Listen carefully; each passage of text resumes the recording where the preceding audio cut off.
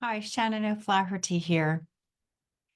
What's the vibration that you most desire to emit? Basically, what I'm asking is who do you desire to be? Who do you want the world to receive you as? How do you want to be in the world? What's the highest potential that from the place that you are now, you can imagine being? So before we can manifest anything, we need to have a desire for something that we want to attract to us and call in.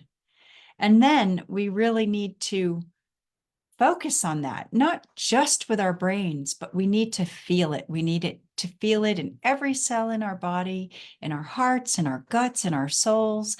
And we need to behave as though that is already happening, as though that desire is already true for us. Because if we have this background feeling of I'm not worthy, or I don't really deserve that, or this isn't really going to happen for me, well, then that is the energy that you're putting out. It's how we feel is the vibration that we emit. And that's what the law of attraction responds to. So, so what's the main vibration that you desire to emit? I really do my very best day to day to live by divinity, alignment, and joy. And some of those are umbrella subjects where a lot of different things fall into them. But let me tell you what I mean by that. So, divinity for me means that everything is divine. You've heard of divine timing, right? And you can see that even in your own life. You can look back and think, wow, that happened at exactly the right time. Or when you meet a person and maybe you met them before, but there wasn't really a connect, but then you re-meet the same person later and there's a real big connect. That's divine timing. But I like to live by the truth for me that everything is divine. So that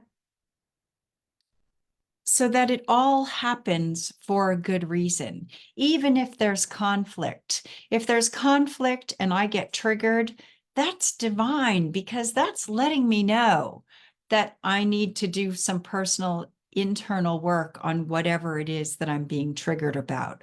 Or if there's conflict or resistance, it lets me know that I need to address that, or maybe with another person. Or if I'm feeling resistance about something, it lets me know that I need to look into the deeper reasons of that and find out, well, why? What is holding me back from doing what it is that I desire? So everything is information. So if you can live your life understanding that everything is divine, then everything takes a more positive slant. And of course, when you're emitting positive energy, more positive energy comes back to you.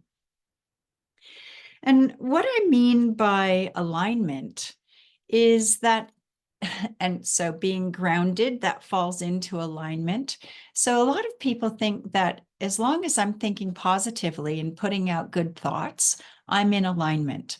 Well, your mindset is going to help a lot in your alignment. But if your energy flow, your energy body, your chakras, the way your energy works is out of whack, or something's blocking you, or there's an invisible something, an entity, either a spirit from a dead person or a crystallized entity that's stuck in you somewhere and blocking or interrupting your energy flow, you might still feel really stuck, or you might feel exhausted, even though intellectually you know that you're positive and moving forward. But we try to move forward and we're thinking, I'm stuck, I'm stuck. And that's because your energy is out of alignment. It's over here. And you're going, I can't move forward. I can't move forward. So it's about pulling in all of those fragmented parts to keep yourself in alignment. So every day, I take the Palo Santo, my wood from Peru, but you can use a smudge stick. In fact, you can even just use your hands and spin your chakras to keep my energy in alignment. And I notice if I'm feeling really tired for some reason. So most people have a low ebb during the day. Mine is always around 3:30. And I have an Ami mat, which has copper coils in it, and it emits out the earth's sort of energy. And it really empowers me to feel more energized, or it helps me if I put it on a low vibration pulse, it helps me to sleep better. So sometimes I'll do that to get more energy or to feel more energized. So you need to pay attention to what is your energy doing because it's part of your alignment. First is how we think. What is going on in our mind? Am I thinking negative thoughts?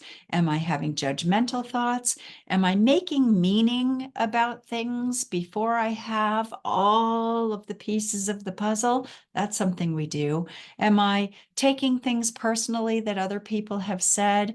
Am I just getting annoyed at the world at large just because of the system? Am I making judgments about things? All of these things are the ways that we think, and the ways that you think can help you spiral up into alignment or can help you spiral down and be out of alignment. So I like to really think about being in alignment every day. And the other one is joy. So the question I ask myself most of the time every day is, does this bring me joy? Does this bring me joy? And if I get a resounding no, I stop and look at that and think, well, then why am I going to do it? And sometimes the stuff that I have to do, like the tech, like the back office stuff, I don't like doing that kind of stuff. So I ask, will the outcome bring me joy? Because some things we still have to do, right? So will the outcome of this bring me joy? Like, I don't much know anybody who loves to clean out the cat litter box, but the outcome of a clean litter box certainly is more joyful than one that needs cleaning, for example. And I think all of this falls into the even bigger concept of self-love. We must put our self-love first. Selfish has become such a negative word, but you have to be self first, because if you don't love yourself first, how can you be fully available for anybody else? And loving yourself first and really nurturing yourself and seeing that you are in divine alignment and joy every day is self-love. And that's being, not just talking about, not just thinking about, but being the person that you desire to be. So think about the vibration, because we're all vibration, we're all energy, everything is vibration and energy. Think about the vibration that you want to put out in the world, because that's going to be what the world reflects to you. If you're putting out negative energy or skeptical energy or judgmental energy, and you're expecting joy and happiness and flow to come back at you, that's like looking in the mirror and expecting a different reflection than yourself looking back at you. The world, the universe mirrors what we put out, and what we put out is our vibrational energy. And that's feeling and stepping into the being of who we really desire to be. Because our energy doesn't know the difference between what we're seeing as reality and what we're imagining is possible. So pull on your best imagination cap, just like we did when we were kids, and create the life that you dream about having. I love you all so much, and I'll see you in the next video. Happy imagining.